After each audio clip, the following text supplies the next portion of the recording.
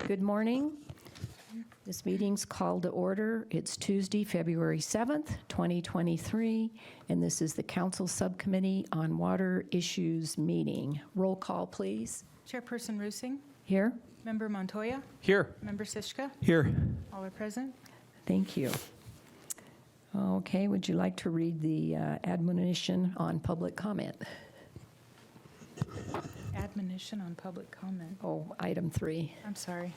Public comment will be accepted following each agenda item and are limited to 3 minutes. Please complete a comment card and return it to the city clerk. Speakers will be called in the order received. Thank you. Okay, moving on to item 4, discussion and action items. A. All right. 4A, presentation and discussion regarding monthly update for PFAS sampling at the City of Prescott's water production wells. Okay, thank you. Well, good morning, Steve. Good morning. Steve Wolfers, Utilities Manager for Public Works. Thank you. Welcome this morning. I appreciate your time. We're talking a little bit about PFAS today. In your packet, there's nothing new. No new information. We're still waiting for the EPA to come out with an official stance or a proposed MCL for the drinking water side. We're getting some communication from other parts of EPA, like the Clean Water Act, which is the wastewater side, about recommendations and other things that they'd like to see folks doing. So we're trying to work those into our process. Fortunately, it's budget time, and we're putting those monies into the right line items to be able to meet their recommendations. Okay, and I'm looking at the chart here in our handout, and those are the December results. Those are the averaged results over the last year, or since we started. I'm sorry, since the 6 months since we've been taking the results. Yeah, these are just averages because we're not doing them monthly any longer. We'll have fewer updates, obviously.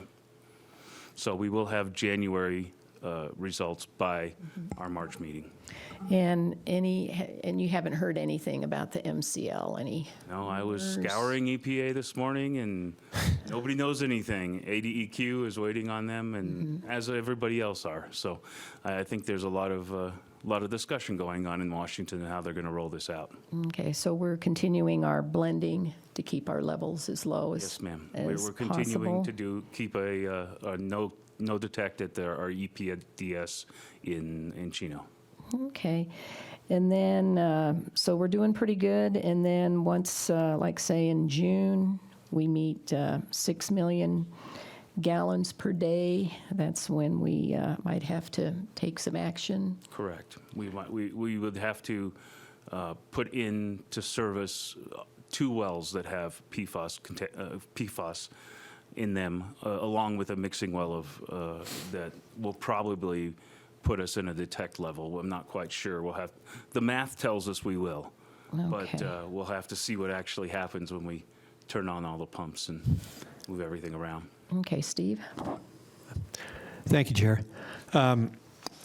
It says here once we reach approximately 6 million gallons per day of demand, we'll have to add additional sources. When does that typically happen? It looks like it happens sometime in late April, early May. Okay. So we have a little bit of time, historically speaking. Being my first year here, I'm looking at a lot of statistics and trying to figure out what's happened in the past. But it's been late April, early May, and we'll start looking at when I say other sources, it's just turning on more wells at the same time.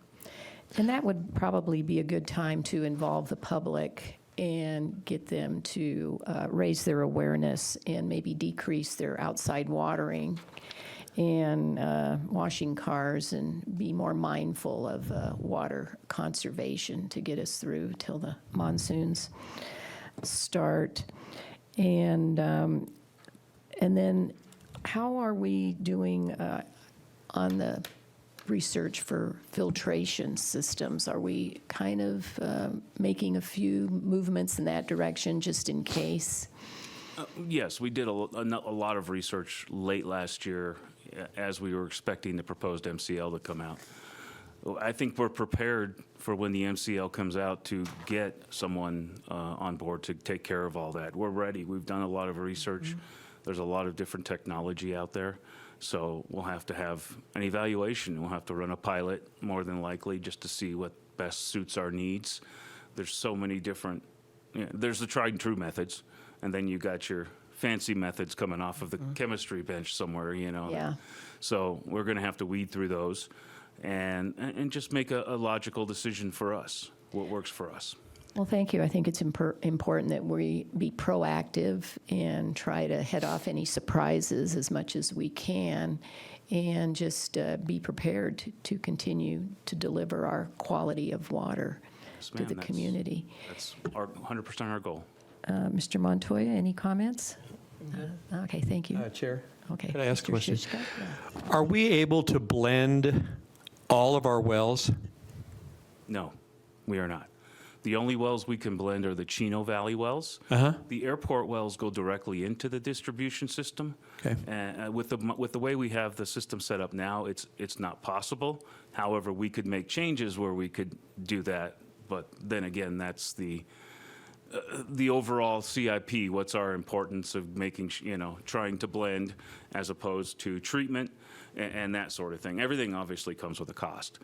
And so on-site treatment would have to be evaluated versus a blending type situation for cost and effectiveness and maintenance. Okay, thank you. You're welcome. Thank you, Chair. Thank you. Okay, any more comments, Steve? That's all I have. Thank you. All righty, thank you. Okay. Was he within his 3 minutes? No.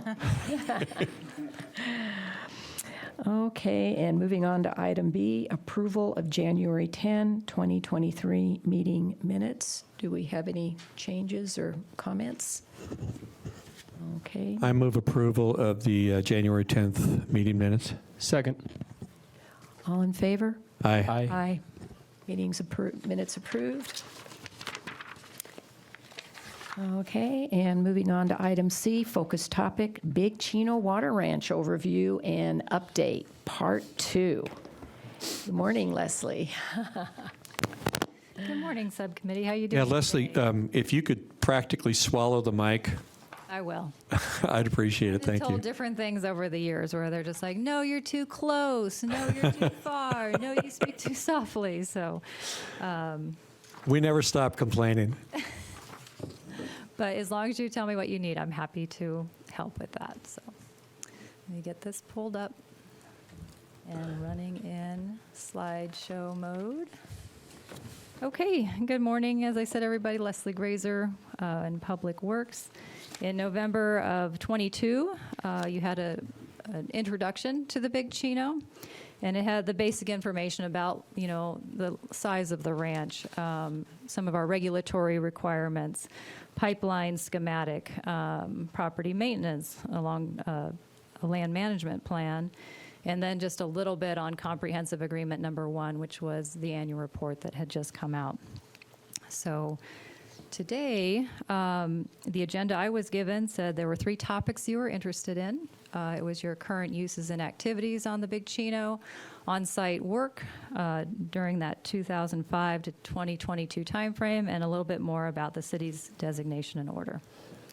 So we'll start with the current activities. I'll try to call them out as we move through the slides because some are a little more laden with information than others. So your current activities, there are 29 wells on site of varying conditions. 5 of those wells are within the ADWR GWSI, Groundwater Site Inventory Database, which means that those wells are checked by the department on a yearly basis to get the water levels from them. So we have a fairly good collection on site that's just on the property. And then we also have ones that surround the property as well. And those are all going into this database that the department maintains. There is one weather station operated by Yavapai County Flood Control. This was an action through the comprehensive agreement number 1, but we partner with anybody we can to keep costs down, and that's what's helped us out on the modeling side. But I'll take you out to their website real quick, we hope. So this is where you can see on on-demand data, basically. So here's the ranch itself, the weather station, with the different headings, precipitation and temperature. It's a full weather station out there. So if you were able to travel with us out in October to the site, we did drive past it. We didn't make an attempt with the high grasses to march our way over to it, but you now know where you can find it online. Okay. So we do have regularly scheduled checks on conditions out there. So the streets department sends teams out to go look at fence lines and check the locks and check for any kind of activity that probably should not be happening on the site. That's ongoing right now. There are 2 ephemeral stream flow monitoring sites. This is by virtue of comprehensive agreement number 1. And there is a cattle grazing agreement with the key covers during a portion of the year as well. So that's a quick list of your current activities. Let's see if I can get this to scroll nicely. This is a challenging map, but what it's showing is the outline of the ranch itself, and then the points where you're going to find the wells that are a part of this. So in time, we'll have GIS structures that house probably multiple layers, but at this time, with workloads and things like that, we just haven't built a GIS library that we use on a regular basis. So I just wanted to give you a quick picture of the wells. Okay. Now we're changing gears to go to the next topic. So that was your on-site work since the purchase. And this is a very long section and a lot of slides.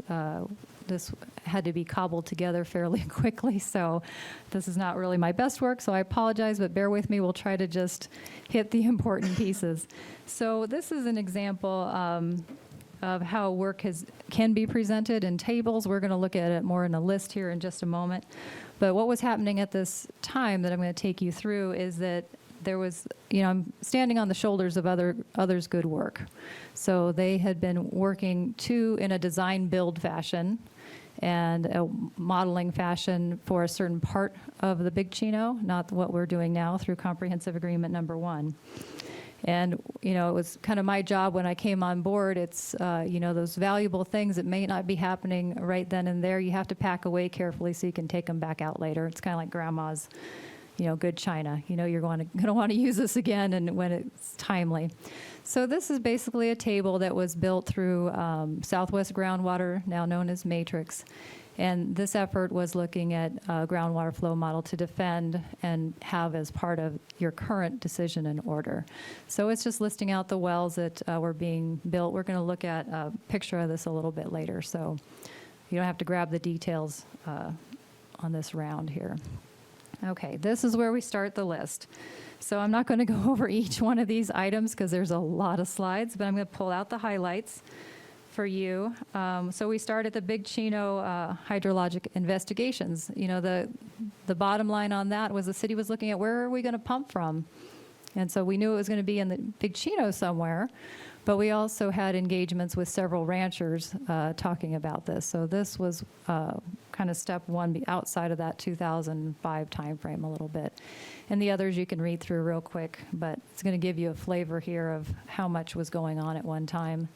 You had an environmental assessment that was done, so if you're going to buy something, you want to know what the conditions are out there, so you're negotiating well, what things you might not be aware of that you might have to take care of. So this was more of a records review and a reconnaissance that resulted in findings that the city used. I think the next few are recognizable to you. Whether you entered into an intergovernmental agreement with Prescott Valley for supplies and help in the cost share. You ended up buying a portion, what was called the JWK Ranch. We can now call it the Big Chino Water Ranch. There was transfer of water rights. Then you followed with a phase 2 environmental assessment. So now you're looking at areas you might need to invest in cleaning up. As you remember, this is an agricultural site, so that had oil drip into turbines that were running, and it's not a horrible thing. That's many wells have that kind of condition, but those aren't the wells that you were necessarily going to be using for your production. You're going to have to re-site those wells and set them up according to a infrastructure for not only pumping, but housing and transporting water. Let's see. This was a fun one. The city did enter and get a brand for livestock, potentially. I was researching that, I don't know, a few weeks ago, trying to figure out if we still had that or not. A lot going on, right? So we're in 06 now. Whoops. Okay, so that initial slide that I showed you that was a big table in black. This is what it was going after. The city had said, okay, you know, we need to be looking at modeling this. This was a model that had to be defended in court. There was a complementary model being done by Leonard Rice as well. So if we can kind of see, this is the model boundary through here. This is the water ranch, but the headwaters is like way down here. So it was only modeling mostly this portion. But what the city was looking at was they needed on-site wells as targets for that model. They needed, this is a boundary monitor well, so a BMW is what was the name it was giving, a boundary monitor well, versus a well field monitor well to build this model. This is that area that everybody likes to discuss, the fine grain unit, so that's also called out in this map. So I just pulled you an example of something from that time frame in that report. Probably should call to your attention as well, as we're going through these, it was noted when this was completed, so you're within your time frame of what's happening. So then you move to a phase one, conceptual design and preliminary cost estimate, and things that were needed to make this water available for movement, to move it into the AMA. At that time, it was considered on schedule. You needed a master plan, so you were looking at how that well field was going to be developed. That was in that 2006 timeframe. Everything was still on schedule. Borehole drilling. There was activity related to that. As I said, I'm not going to read everything on these slides. You went into a phase 3 environmental remediation. So here again, you had areas, they were old silage pits that became places where things were dumped. We had other conditions. So you were looking at the removal and disposal of materials identified in the phase 2. That was taken to council in 06. Rights of way, a lot of activity there. So we still have the mapping and the lists of which ones were acquired and which ones were still being worked on. Those are available. And then, you know, this was, I would look at this as, you know, kind of where they were working on, but they hadn't quite completed it. So lots of things going on related to power. You have to be able to power your wells out there. Ongoing pipeline and final designs, cost estimates were happening. So we talk about the Black and Veatch report quite a bit, a 90%. You know, it continues on. Construction contracts. You know, this is a heavy lift. This isn't when we say let's bring that water in. You know, you had large teams working on this in coordination with others, in coordination with other agencies. But the bottom line, you can see, you know, where things were timetabling out because you know, had to have a planning horizon. But we had economic downturn, we had changes happening. So this is something that some of you, I think, have seen before. So I pulled the last council update from 2009. Engineering design, they said, you know, we have issues remaining, we got to work through this. So that alludes to there's a 90% design build going on, and we kind of had to stop it there. We had easement acquisitions. You were modifying your decision in order to get the Big Chino into your portfolio, recognized. Just one more step to kind of formalize that water supply. Then there were discussions on P3s, so private-public partnerships and how that might work to bring this water supply in. Your cost estimate from that time period. ADWR was having budget reductions, so this was, you know, the great economic downturn, or there was, we called it different things in this area. And then staff was transitioning. So your water resource manager at the time and your Big Chino Water Ranch manager as well, he was transitioning out. Your former public works director into acting city manager, ultimately the city manager was transitioning as well. So Mr. Holt said on his last update that he was grateful for all the support. He knew that we had accomplished much, and I didn't give you even the full list of things that were happening. That was a pretty quick run through, and he was pleased to help the city get one more step towards this goal of additional water supplies. So, a lot going on. So then, let me catch up in my slides as well. We had a huge transition. So we're closing out one kind of era and saying we're moving from a design build to scientific study, and that's because you were challenged in court. And so you can either continue the road of having public records requests and things happening along that line, or where we've moved, of course, is a partnership. And you see these across the state now. Another example of this would be the C.C. Craig in Payson, where SRP, as the downstream water right holder, is working with the upstream community. So nothing really different there. So in that time frame, as that one was winding down that I just passed, we're entering into a new topic here. These are the dates. I think you've seen these many times. I'm going to go out to the website I house nowadays, hopefully. See if it wants to play ball. Okay, it's working. I house these things online because it's a three-party agreement. It is important to keep things readily available, as well as to staff, as well as to the public, all the way around. Let me see if I can bump this up so we can see a little bit better. Okay, so we'll get to annual reports. But, if we go back to what are we doing now, what's the on-the-ground work looking like? We're not solely on the ranch itself anymore. We're working within the sub-basin through the comprehensive agreement, number one. So on the monitoring side, we have executed and we're done. Well, I shouldn't say we're done. We gathered as much information as we could for the modeling purposes, and this contract is still active. So this is the ephemeral stream flow monitoring. We had a geophysical monitoring contract that was somewhat in two pieces, where some of it was one type of equipment, another was another type of equipment. And so the three parties were managing those contracts and that data collection as well. Seasonal reports aren't that important.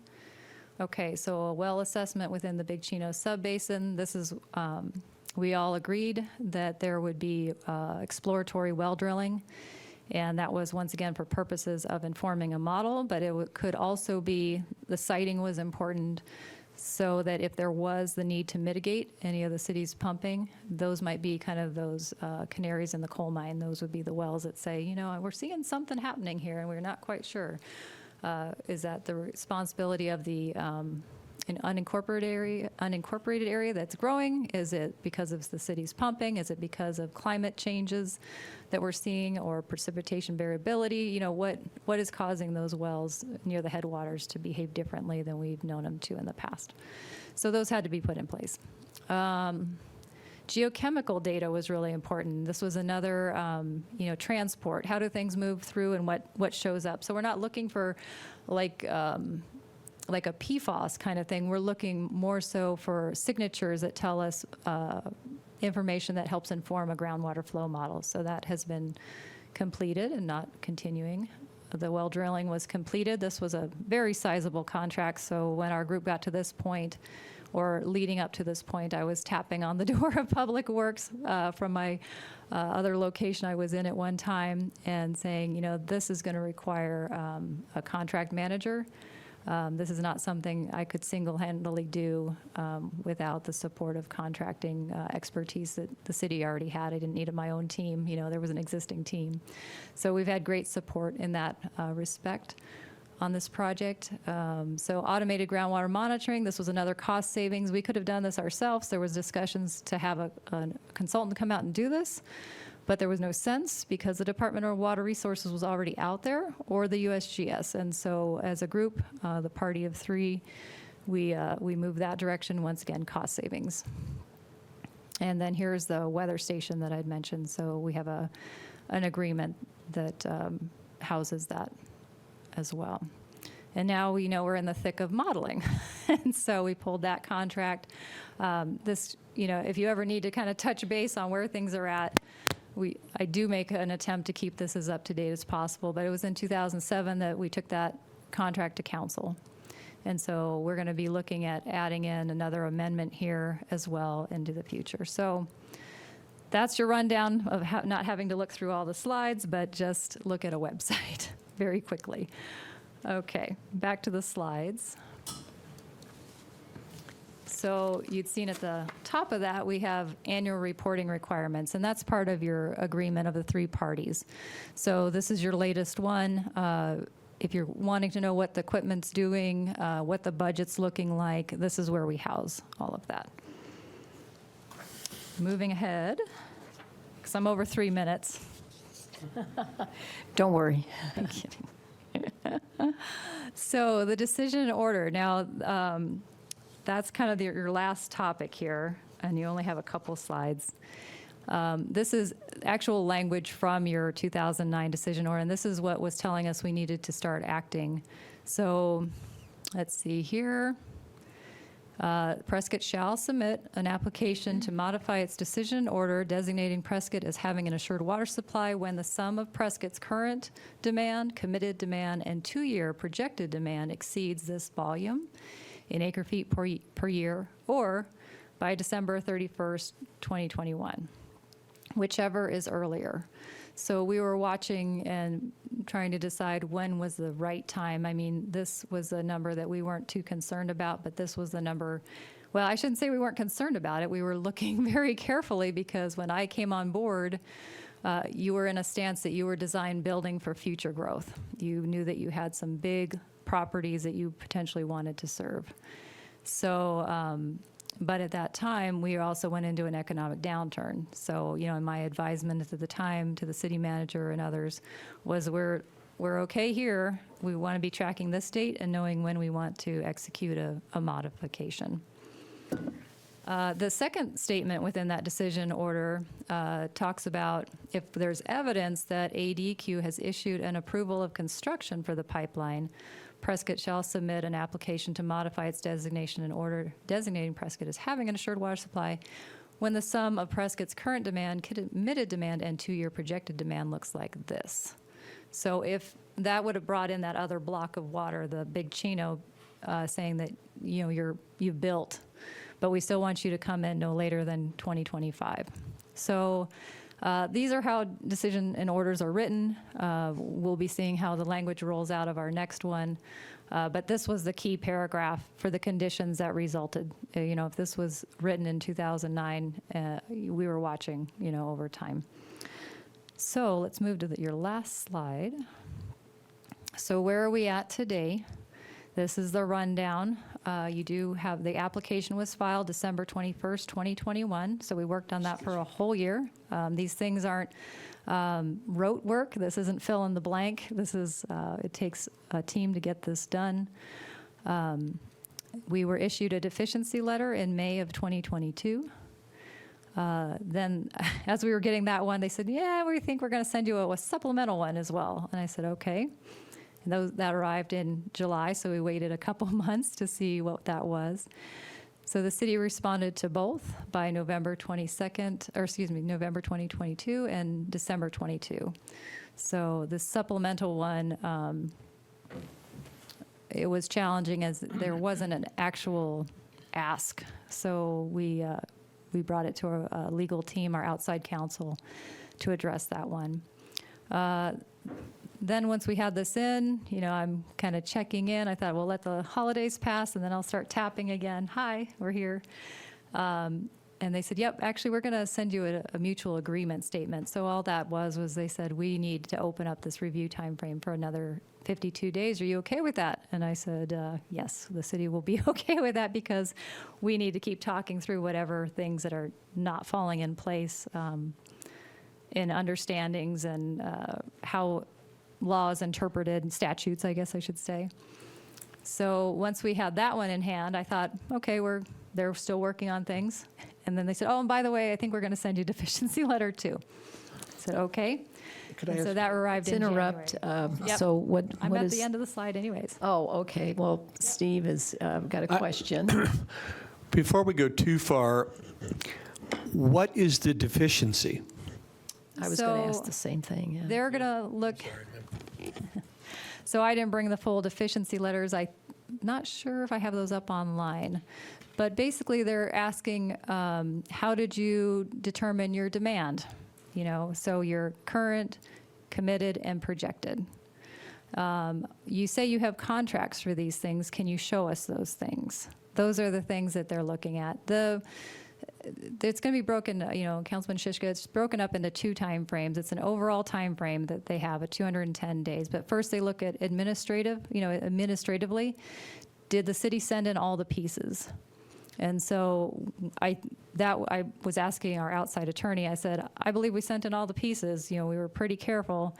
I think there was like 1 file missing in the electronic transfer. So that was fair, but they didn't ding us on it. They just contacted us by email and said, hey, I don't think we received X. And I said, So we sent that over. And then there's the substantiative, and that's when they're like digging into your numbers. So that's where we're at now, is deficiency letter 1 is basically looking at the numbers, your supply and your demands, what you stated, if you're meeting management goals.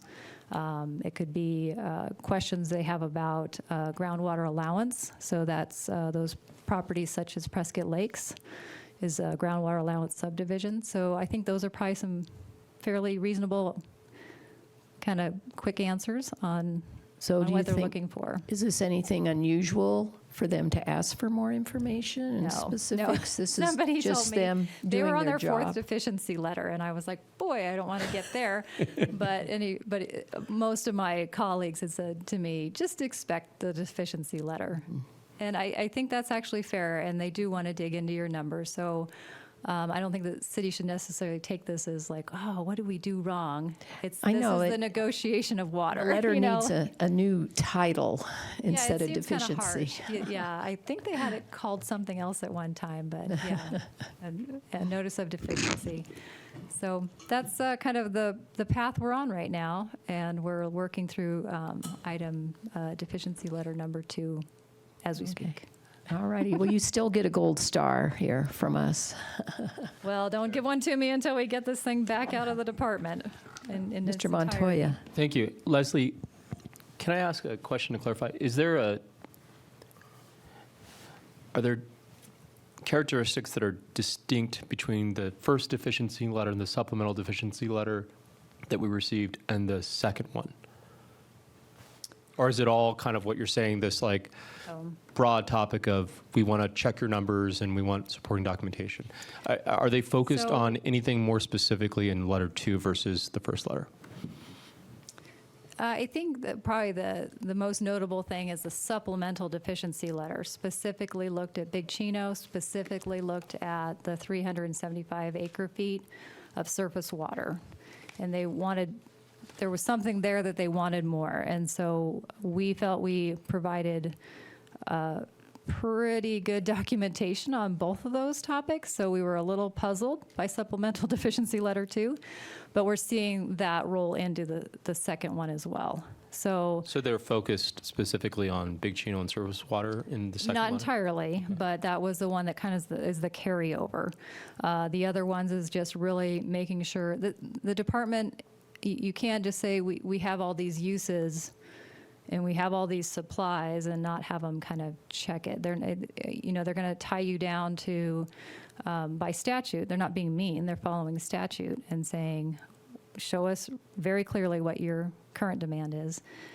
What is your committed based on their definition? And I think we have to work with definitions very clearly, here at the city and in other places, because if you think you understand a definition one way and somebody else says, well, Right. but it's in statute this way, we have to meet that committed, that means final, that means it's platted. And then there's the projected, and that's, we're having to do a lot of work. The city entered into a lot of large agreements in the past 5 years, and so I'm working the best I can to have those addressed in the decision order. And so those are things that we need to be able to kind of show our work, so to speak, on to satisfy this deficiency letter. Yep. So Do we're doing it. Is there any concern with some of the information that we're providing to them, and I guess specifically related to the Big Chino? You went through that timeline of all the work that's been done.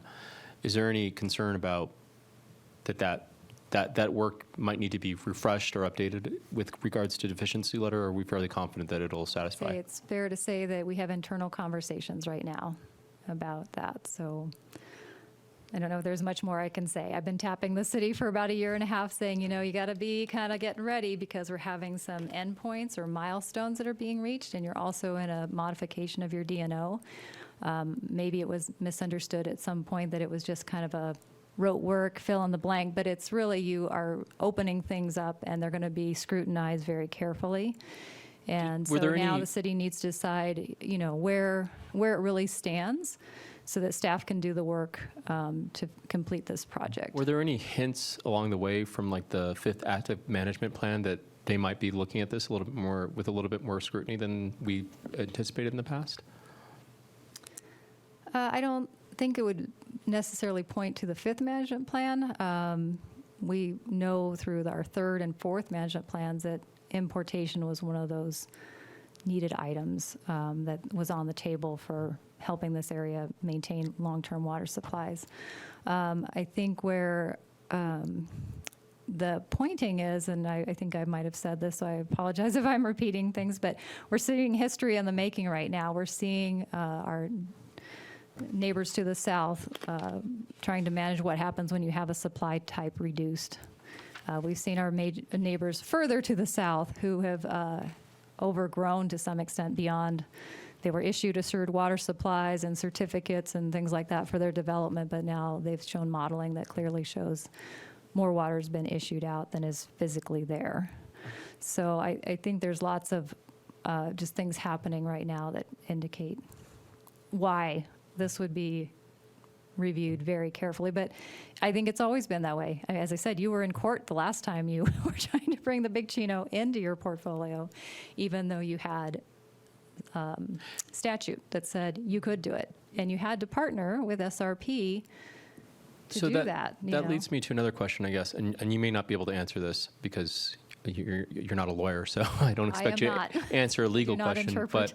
But because our right to this water is in statute, essentially, I guess this is a weird question, but my understanding is that the decision order establishes the paper value of this water to a certain degree, right?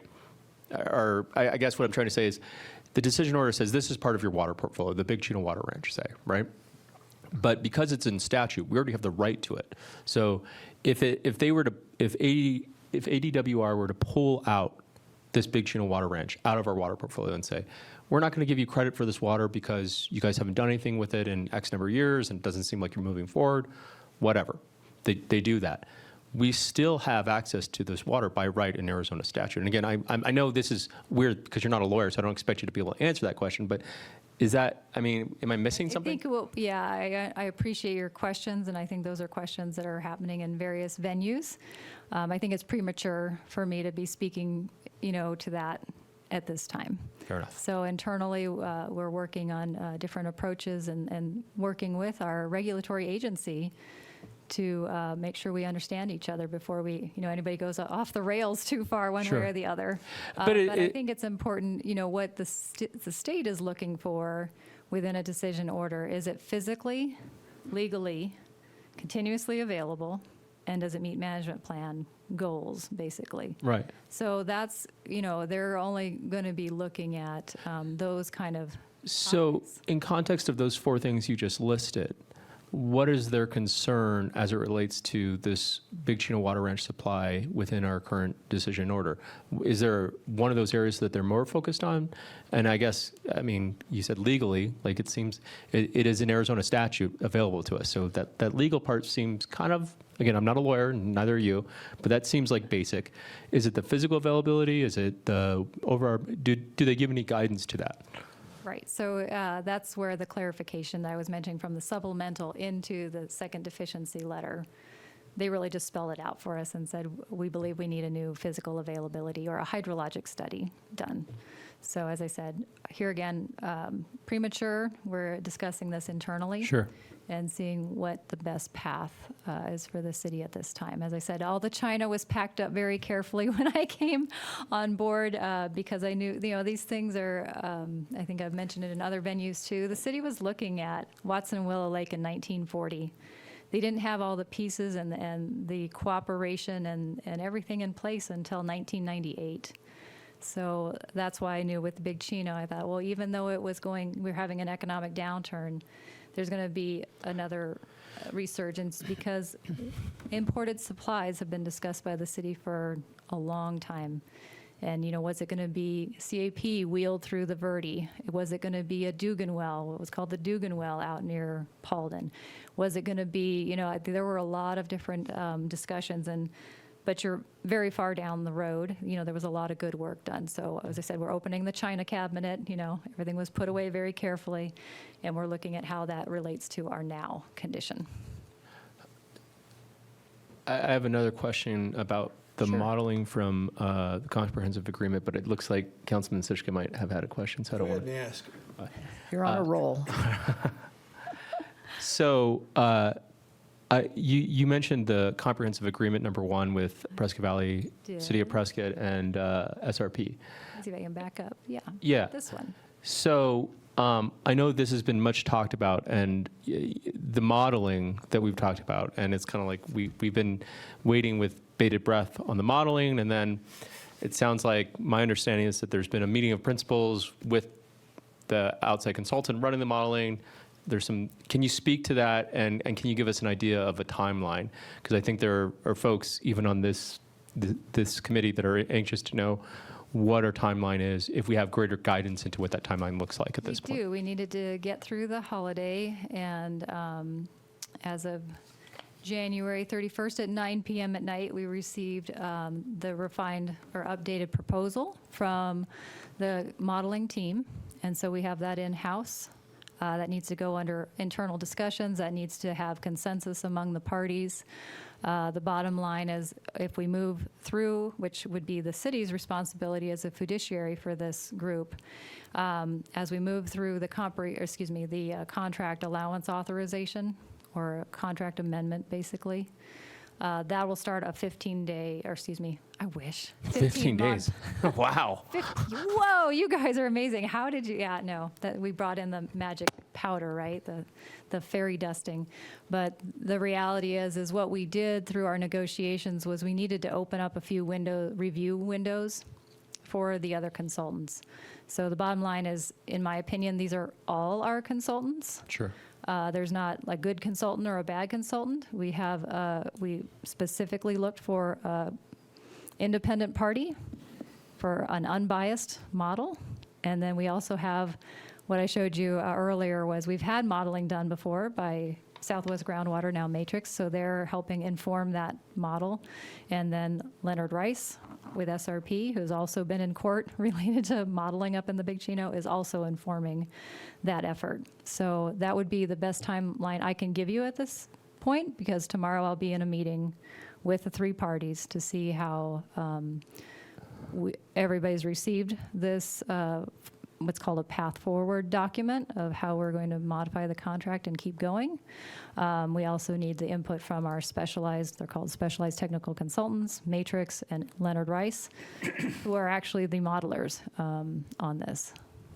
So does that 15 months 15 months. after we sign the contract amendment? And the timeline for, I guess, when does that 15-month clock start, so to As speak? soon as we sign an amendment. And that would be, I was ballparking because we can't move unilaterally. We're a 3-party Right. agreement. So tomorrow we have a meeting. We'll further discuss that. If there's any glitches that we see, then we'll handle those. And I would say end of the month or early March that was my ballpark.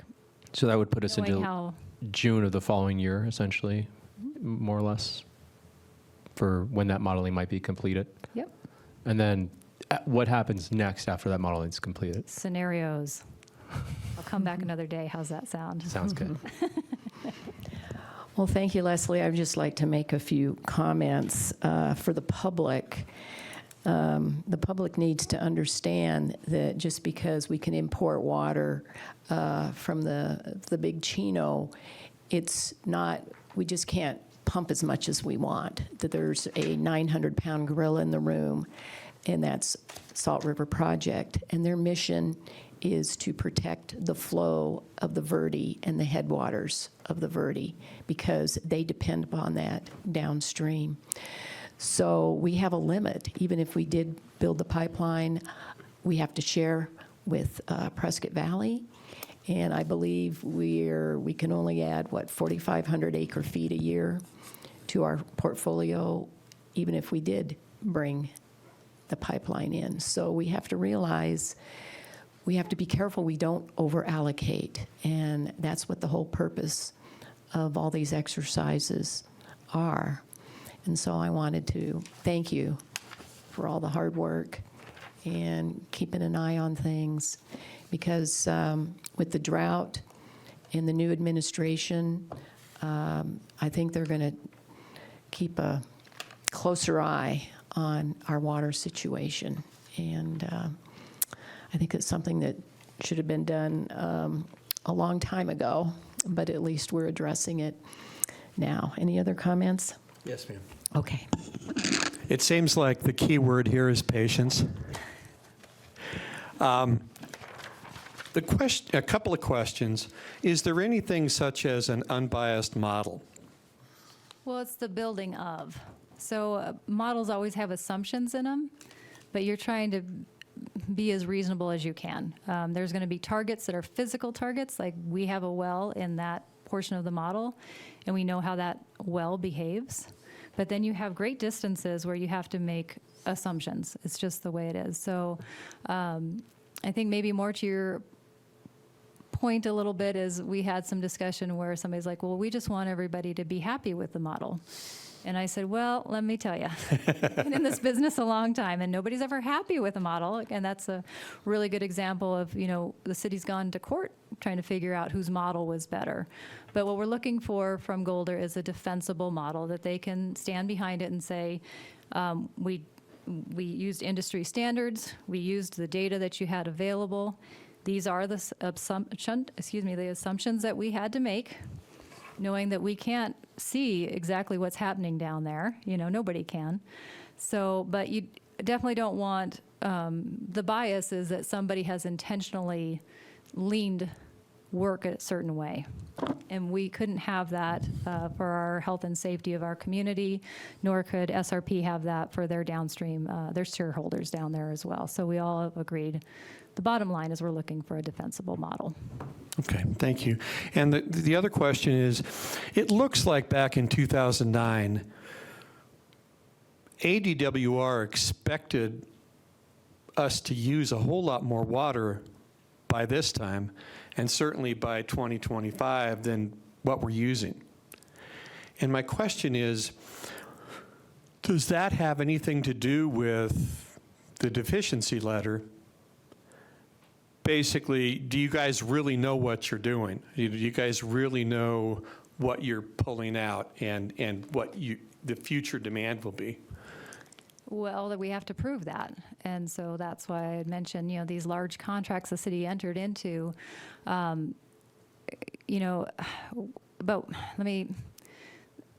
knowing the parameters of how you formulate and file an application for modifying your DNO is that we're looking at a 20-year horizon, but we know we have growth that might happen beyond that 20-year horizon. So they're really trying to make sure they understand us and say, okay, so you're thinking, these three current, committed, and projected, and then you're thinking these supplies, this, and this, I guess I'm not sure if I'm answering your question. I don't think. I was just to like tie you. They're going to have to write a number into that DNO, a volume of some sort, and they also have to be able to defend why they did that. Okay. And they have standards that they have to use as well. We are a little bit different, where we decided as I said years ago, I said, we really need a long-term water management tool of some sort where we could house all of our information. We needed to road test it. I don't think it's been tested enough, but the city moved ahead with it, and that's how we're presenting our current committed and projected. And then they're cross-checking us and saying, well, you say you need this much, show us the contract, and I think that's fair. I mean, that's what Sure. you do, right? So it's going to be a back and forth. They don't sit and work on our decision order all day. They don't live up here. So it's our responsibility to help direct that conversation or help answer the questions, bring to light things that might be important to us that they might not be aware of. But it comes down to their attorneys are looking at it, and we have an attorney on the project who has been through the last decision order that the city had. So we're pretty. So when they say deficiency, they mean deficiency in information? Potentially, or how they think it was compiled. They might say that's deficient for numbers that we used, Okay. We'll see. Thank you. Sorry, I wish I could give you some more hard examples. Next time, I was kind of given this topic with this presentation and bring 3 topics home on this one. So, Well, thank you. It just reinforces constant vigilance of our water situation. okay, I'll close this down unless there's any other questions. Okay, well, thank you, Leslie. Thank you. Slideshow. And moving on to item D, very appropriate follow-up here, conservation topic, mid-year update on water conservation rebate program. Thank you. This is going to be a lighter topic.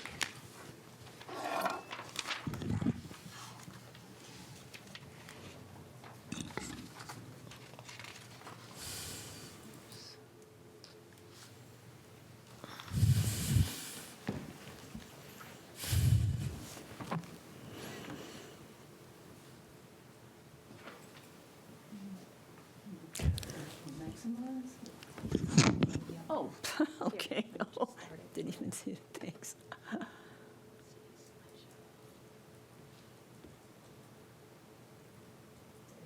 Okay.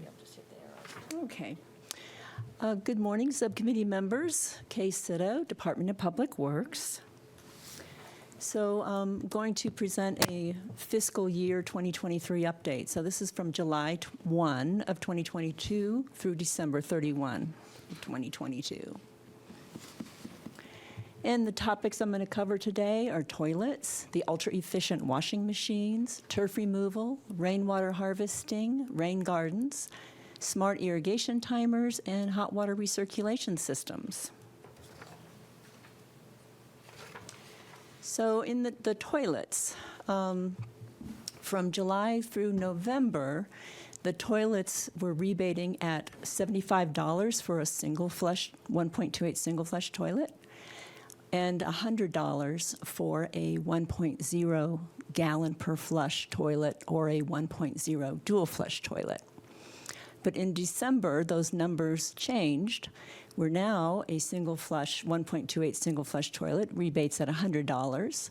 A 1.0, 1.28 dual flush toilet now rebates at $125, and a 1.0 single flush toilet at $150. So if we look at the numbers, we had 17 applicants for toilets in July through November, and in December there were 8 applicants, and for a total of 25. Was that a year-end December Christmas rush surge? It could be, I think so, because people were waiting for that price increase, and so they were happy to get the extra dollars. And so if we look at the total number came to 36 for the 1.28 single flush, and then we actually had 2 people in December who purchased the 1.0 gallon toilet, and then there was 1 person who purchased a dual flush. Kay, can I ask a question? Yes, sir. The 7 septic systems, so does that mean that of those 25 applicants total, 7 of them were on a septic system? Yes, I was Okay. just about Just to want to make sure mention that. I was looking at that So, right. Yes, in December, 5 were on septic systems, and from July through November, there were 2 customers on septic systems. And the total rebate amount was a little over $4,000, and we saved 266,400 gallons. And that's an estimate. It's not always a hard and fast number, but Yeah, that's pretty good. it is. It is. So next, the washing machines. Now, the washing machines have always rebated at $200, and they have to be on the Consortium for Energy Efficiency list. And we had 10 applicants, one of whom was on a septic system. So we ended up rebating a little over $2,000, and we saved 41,000 gallons of water. For turf removal, from July through November, the rebate was 50 cents, and we had 3 applicants. But in December, we had 2 new applicants, when it became $1 per acre foot for turf removal. So that total now for rebate amount, $2,366.50, and we saved about 156,000 gallons of water. Nice. Was the turf removal, was it from people's yards, residential yards? Yes, these are all residential properties. We haven't had any businesses remove any Okay. turf. All righty, thank you. Rainwater harvesting. So we had 4 applicants, and there were 3 rain barrels and 1 cistern. The rebate amount came to $910, and we saved about 27,300 gallons.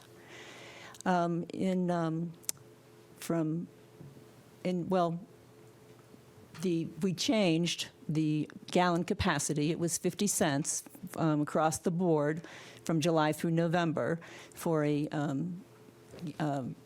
gallon capacity of 50 cents per gallon.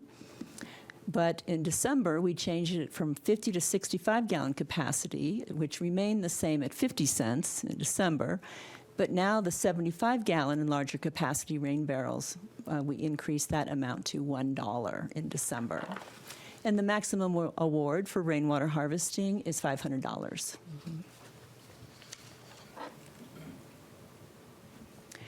We had no rain garden applicants in this last 6 months. However, there will be 3 rain garden projects coming up. And in fact, I just had one submitted in January. And I'm just waiting for the receipts for that. But it was a very large project. And they've removed turf and put in a rain garden. Oh, very nice. And it was a residential? Yes, this is residential, and the other 2 projects that are coming in are also residential, but they haven't been completed yet. Yeah. Yeah, I think rain gardens are underutilized because they're so important in capturing the runoff from roofs, stormwater, to keep it out from out of our streets and running off silt and erosion. Well, I did create a new rain garden manual, a how-to manual, specifically for this purpose, and it's been online now for almost a year, and it's been really handy for the landscapers to use. Yeah, thank you. Water smart timers, of course, they have to be EPA approved, and we had 2 applicants in the last 6 months, and they rebate at $75 each, and we saved 15,200 gallons. Boy, that's a lot. Now, the hot water recirculation system, that was introduced in September of 2022 at a rebate amount of $150, and we had 14 applicants, so it's a pretty hot number now. It looks And very popular. yeah, it has turned out to be popular. And so the rebate amount there was $2,100, and we saved approximately 23,100 gallons. Yeah, great. So here's a summary table for you. And you can look at the various conservation measures, the number of installed units, the total rebate, and the total gallons saved. So what we totally rebated in this last 6 months was $11,601.50. And the gallons saved is estimated to be about 530,000 gallons all told from all of these rebates just in the last 6 months. Okay. Yeah, I see we saved 1.6 acre feet in the last 6 months with the rebate program. Any comments, Mr. Yeah, Chair, if I Montoya? may. Kay, have you received any feedback from some of these applicants since we increased the rebate amount, anecdotally or otherwise, indicating that the increase was motivating them? Oh, yes, definitely. That was one question. I was just curious. You do that and you think, well, hopefully this will incentivize people, but it's nice to know that it has worked in that way.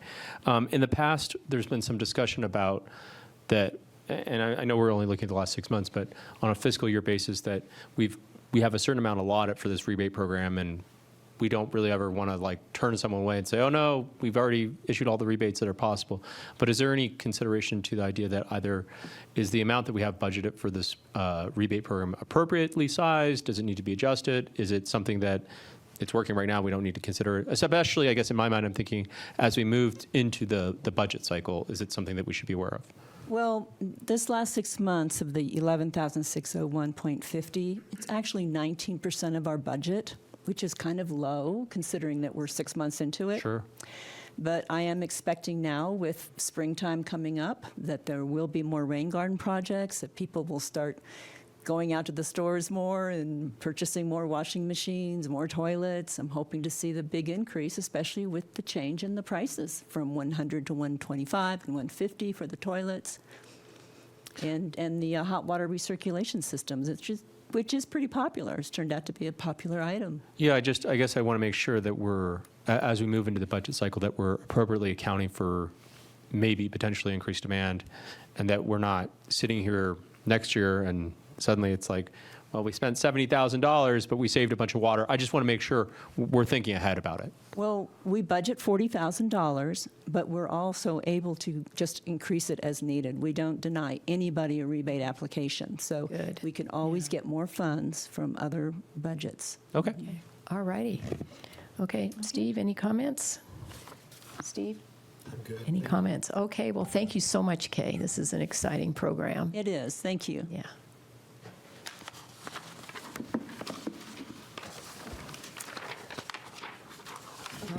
Okay, and moving on to item E, discussion and review of the 2022 water management policy for residential and non-residential water budgets, as well as projects under contract for the period from January 1, 2023 to February 1, 2023. Thank you. Good morning. I'd like to read you the monthly snapshot of the water numbers. As you recall, the budget is 25 acre feet each for residential and non-residential. This cycle, so far this year, we've had 2 residential projects approved. One was small and approved administratively, and the other one was large and had to be approved via appeal. That larger one did not come out of the budget. That was 29 acre feet, and the remaining budget for residential is 24.83 acre feet.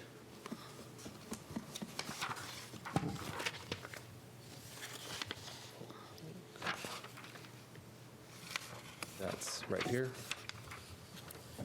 The non-residential budget is right here. We had one small project that was approved administratively, and there remains 24.94 acre feet per year in the non-residential budget. There was also water approved under contract, 9 single-family residences and 1 multifamily. These totaled 466 units, and 65.2 acre feet were approved via contract this period. So when you say approved under existing contracts, that would fall under our committed? what Yes, we've these are prior previously contracts. committed. Yes. Yeah. Okay, thanks. Any other questions? Mr. Montoya? Mr. Shishka? No, ma'am. Okay. Let's see here.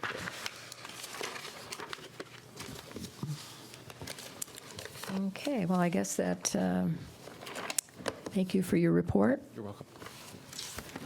And now we're moving on to item 5, general announcements from staff.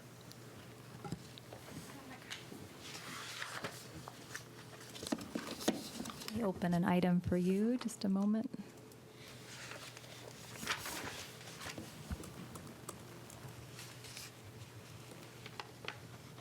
Bump this up.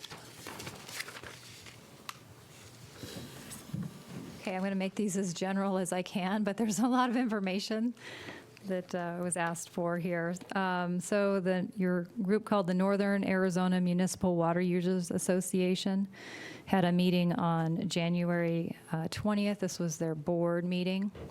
So the highlights are that they did approve their budget. What that means for the city is we've placed into the budgeting process $5,139.21 for FY24 for your subsequent approval as council of the whole.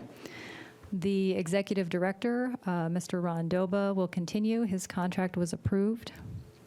Moving down a little bit because I don't want to hit every single one. The under Governor Ducey, there was the Governor's Water Augmentation Innovation Conservation Council. With a change in leadership, Governor Hobbs has a new Water Policy Council. Let's see if this link will work for us here today. So we're tracking potentially, it's opening. So the Department of Water Resources already has it up on their website. And so we'll start seeing things fall into place, meetings, efforts, whatever the direction is within this executive order. Leslie, Yeah. Yes, sir. if I may, Chair. Sure. Do we have any idea what the makeup of that council will look like in terms of the stakeholders that'll be at the table? The executive order does have, I believe, what that will look like right here. Membership shall include the directors of the following governmental agencies. Membership includes representatives as chosen by the governor, including without limitation from the following. So fairly long list. What we're seeing is that the Arizona Municipal Water Users Association, which is the kind of central Arizona group that is complementary to northern, there's also a southern one, they're identified. We're not identified at this time, but that doesn't mean we won't have participation in one way or another. We'll be tracking through NAMWA and then seeing how this develops. It's going to take a little bit. So that's a quick list. What we're looking at right now on screen, the memo or this general announcement sheet, we can email that out to you so you have these same quick links to get to these areas. Thank you. You bet. Pretty comprehensive group. Don't get them all in one room, I guess. All right, let me back up again to this one. So this is the sheet that we're more than happy to share with you so you don't have to find these links on your own. Within NAMWA, we're looking at a water utility leadership forum. This is held every other year. So I'm sitting as the technical chair right now and also assisting in the subgroup. So we would welcome you and others. The intent here, we can move to this website fairly quickly. There's an operator track and there's a manager's track, but everyone's welcome. There's not a fee for this conference. We were able to receive sponsorship for it. So we've already internally recommended that staff who needs professional development hours, this might be a good opportunity for them. Also, water managers or those involved in water management. As council members, you're also welcome to attend if you'd like to. So there's a registration, the programs here, and I'm sorry, that is really small, but what you're going to see is there's two different tracks, and you can jump from one to the other. So if we do have, say, an operator who has an interest or a work requirement that maybe falls over into the management track, they can move over from one to the other. All the operator track is going to be led by the Department of Environmental Quality, so we're getting quality training for the time that's spent. So that's another one that you might want to just be aware of. NAMWA also, their background and driver is watching legislation and making sure that it doesn't affect those or impact Northern Arizona unfairly, or maybe there's something we need down in a legislative session. But what we're seeing is this rural groundwater stewardship areas. So this was the RMA from last year. So I just tucked this in the other day. So there has been an update. There has been a Senate bill dropped. This has been communicated with the interim city manager, who's also tracked legislation, Mr. Goodman, for many years. So we make sure we don't have a misstep of the city's having a position on this bill in one way at the city and then over through NAMWA a different way. So we're watching this and tracking it fairly closely, see what that's going to look like. Why we're doing that is your Big Chino Water Ranch is within a rural area. So, okay, moving ahead, that's the skinny on NAMWA. The Upper Verde Coalition, I was asked to bring forward the TAC meeting as well as the board meeting. So a TAC meeting was held on the 4th. The highlight, I guess, would be from this one is there was a facilitated meeting. We've highlighted elements within this Bloom facilitation report that should be reviewed and acted upon. So I think some of that's being done. I think there's more work to do related to bring some of those items to the surface and address those. Otherwise, some of this stuff is going to be repetitive, so I'll jump down to the board. The board meeting was held on the 25th. They did approve the Bloom facilitation report. They had a series of presentations. And then they did interesting. Leslie, could you scroll back up Yes, yes, to was there a request from the coalition about producing a letter about the wild and scenic river designation? It So sounds that like happened they didn't do within it. the TAC, potential comment on the wild and scenic. So they were kind of couching this in through the agreement in principle by the three parties. And at the coalition, the SRP is not a member. And so I did advise caution on that. If they were going to lean and say the reason why we should do it is because of agreement in principle, we didn't have all principles Okay. at this meeting. And SRP had already filed their own letter. The city had filed their own letter. I'm guessing Prescott Valley filed their letter. So it was maybe a little bit redundant. Oh, and because everyone had already filed. yeah. Okay. And I mean, I understand strength in numbers, but we came to the conclusion that there would be no action. Okay, so why? And the timeline was tight because then we'd have to either decide, these things would need to go out through the board. And the board wasn't meeting until the 25th. They don't have in their IGA how to handle quick actions like NAMWA does. So that was the outcome. Okay, so it would have been kind of too many cooks in the kitchen there. Timing problems. redundancy and- Yeah, who's not at the table if you're Okay. pointing and saying we should do this because of, we protect our partnership with SRP carefully. We have a long-term working relationship with them, and we understand that both entities are looking for water supplies related, and so we don't want to have a misstep there. Okay, thank you. Yeah. So the board meeting, just trying to pull the highlights.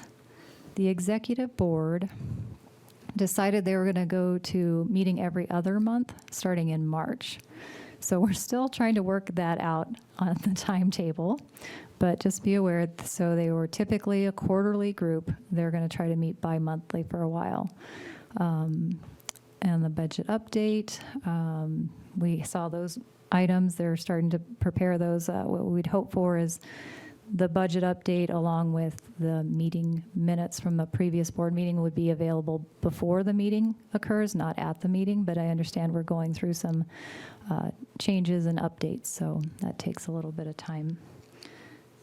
And I think I only have a couple more. So There was discussion on the IGA, so that's been referred to the TAC. They're going to be working on a bulleted list. Each member group is going to bring forth ideas of what should be in that IGA. I think things will rise to the top. Commonalities pretty quick.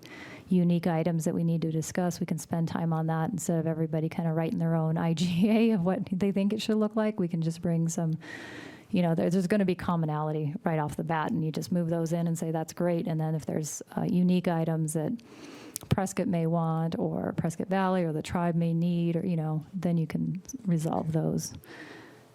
So grant projects, we're getting basically the general information on those were provided as well. So that's the list, but Kay has an item coming up as well. So I'll move aside. Okay, thank you, Leslie. Is that slide? Is it on a Word document? Just keep scrolling, I think it's after that, just scroll. Oh, there we go. Okay. Yes, so the Embry-Riddle is going to hold a SciTech Festival this year, and for the first time, it's going to be actually in person. The last 3 years, it had to be, well, I think it was canceled for 2 years, virtual last year. Oh, it was virtual the last 2 years, and then this year it will actually be people inside the building. So it's this Saturday. It's going to be Saturday, March 4th, from 10 to 4 p.m. at Embry-Riddle Aeronautical University. And this year's theme is science, technology, and this time they're including art, engineering, and math. And the City of Prescott and the Upper Verde River Watershed Protection Coalition, we're going to have side-by-side booths this year. And we're also going to, the City of Prescott is going to support this event with a $300 donation to the SciTech Festival.